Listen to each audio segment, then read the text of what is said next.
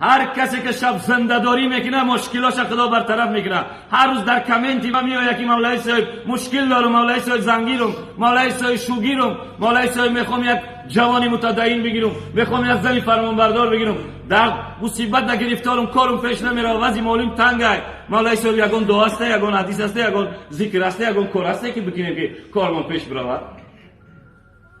بله هست. رسول اکرم صلی الله علیه و آله گفت هر کسی که میخواد که زندگیش نونش در روغن شود، بهترین زن، بهترین شوهر بگیره، شب زنده‌داری کنه. الله سبحانه و تعالی شب دست دراز میکرده، آیا هسته کسی که از من سوال کنه بتمش؟ آیا هسته که طلب مغفرت کنه ببخشمش؟ خدا خودش میگفته شب کی میآید بالای جای نماز از من چیزی بخواه میتمش؟ هر کسی که شب زنده‌داری کرد، یکم چهرهش نورانی میشود، دویم روز روزش زیاد میشود، سوم دعاش مستجاب میشود، هر مرادی داشته باشه به مراد و مقصدش میره، در همین دنیا عزت میبره. این شانس از دست ندید، شب به خواب نگذرونید. کسانی که در رخت خوابند میگه همیشه که تو در خوابی، یقین بدون از سوال جواب محرومی. کسی بیداره انشالله عزت مییابد.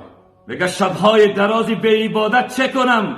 طبعا به گناه عادت کرده چه کنم؟ گویند که غفور است و رحیم از گناه میبخشد، دیرم که بخشد ولی ز خجالت چه کنم؟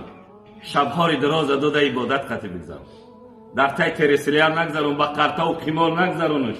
عبادت که یک روز که جنازت حاضر شد سربلند میره.